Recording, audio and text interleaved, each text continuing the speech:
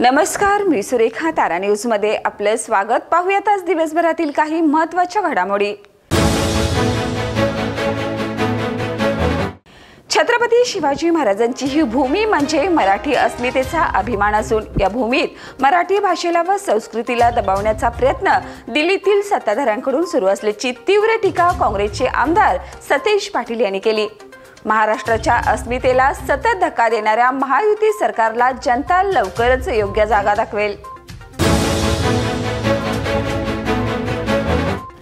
राज्यात सरकारकडून अद्यापही विरोधी पक्षनेतेपद देण्यात आलेले नसल्याच्या निषेधार्थ आज कोल्हापुरात इंडिया आघाडीच्या वतीने जोरदार निदर्शने करण्यात आली। ऐतिहासिक शाहू समाधीस्थळी आयोजित या आंदोलनात सरकारच्या दडपशाही व हिटलरशाही धोरणाचा तीव्र निषेध करण्यात आला। निदर्शनादरम्यान सरकार विरोधात जोरदार घोषणाबाजीही करण्यात आली। देशामध्ये जीएसटी संकलनात सर्वात आघाडीवर महाराष्ट्र राज्य आहे। यामध्ये बिनपरतावा सर्वाधिक जीएसटी महाराष्ट्रातील शेतकरी भरतोय, तरीही त्याच्या वाटेला आत्महत्या कर्जबाजारीपणाचा आहे, अशी मोठी खंत माजी खासदार राजू शेट्टी यांनी फेसबुकवर पोस्ट करून व्यक्त केली आहे। यावेळी त्यांनी कोणाच्या खांद्यावर कोणाचं ओझं असं म्हणत त्यांनी देशाचा आणि राज्याचा नकाशा शेअर केलाय। करवीर तालुक्यातील गांधीनगर येथे किरकोळ वादातून तरुणाचा निर्घुण खून झाल्याची धक्कादायक घटना समोर आली आहे। आशुतोष सुनील आवळे असं पन्हाळा तालुक्यातील असुर्ले पोर्ले येथे राहणाऱ्या मृत तरुणाचं नाव आहे। गांधीनगरातील 7 जणांच्या टोळक्याने त्याला दगड आणि लाकडी बॅटने बेदम मारहाण करून ठार मारल्याचं उघड झाले। या प्रकरणी शंकर बापू बनसोडे, राजू सचिन काळोखे, शुभम संजय कांबळे, करण महेश डांगे यांच्यासह 3 अल्पवयीन मुलांना पोलिसांनी अटक केलंय।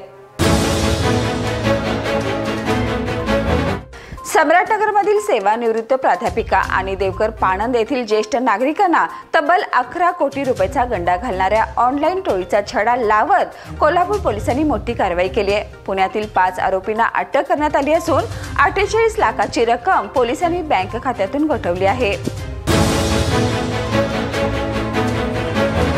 बंडखोर सेना पक्षाच्या सांगलीत पार पडलेल्या बैठकीत संस्थापक अध्यक्ष शिवाजीराव आवळे यांनी स्पष्ट शब्दात प्रस्थापित पक्षांना इशारा दिलाय की सामान्य माणसाच्या मताचा दणका आगामी स्थानिक स्वराज्य संस्थांच्या निवडणुकात नक्कीच दिसून येईल। या बैठकीच्या अध्यक्षस्थानी पक्षाचे प्रदेशाध्यक्ष डॉक्टर बी.डी. पाटील होते।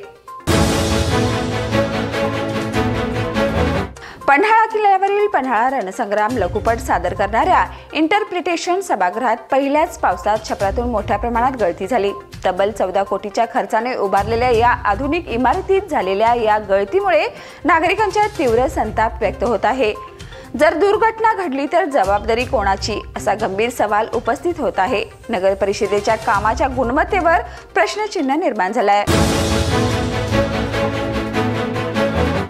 वारणा धरणाच्या पाणलोट क्षेत्रात गेल्या काही दिवसापासून जोरदार पाऊस सुरू असल्याने धरणाची पाणी पातळी झपाट्याने वाढत आहे। त्यामुळे जलाशय परिचालन योजनेनुसार धरणाची पातळी नियंत्रणात ठेवण्यासाठी विसर्ग वाढवण्याचा निर्णय वारणा धरण प्रशासनाने घेतलाय, अशी माहिती आज मंगळवार दिनांक 8 जुलै रोजी सायंकाळी 4 वाजता देण्यात आली।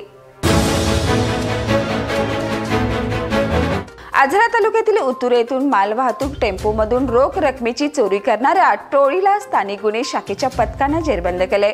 शुभम रमेश भोसले, अभिषेक नंदकुमार पवार, ऋषिकेश चौगले अशी इचलकरंजीत राहणाऱ्या आरोपींची नावे आहेत।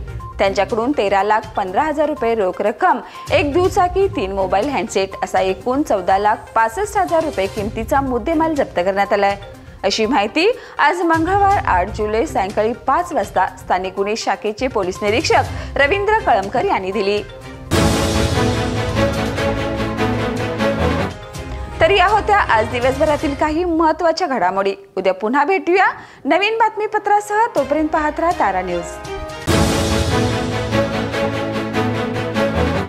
बाळ, फ्रीजमधून श्रीखंड काढ ना। आम्ही पूर्वी घरीच बनवायचो श्रीखंड, त्याची चवच वेगळी होती। आता काय सगळं रेडीमेड। आजी, हे श्रीखंड खाऊन बघ। आज तुझ्या आईनं घरीच बनवलं की काय? हे आहे गोकुळचं श्रीखंड, अगदी जिभेवर रेंगाळणार। जिभेवरच नाही तर मनावरही रेंगाळणार। गोकुळ श्रीखंड, मनावर रेंगाळणार।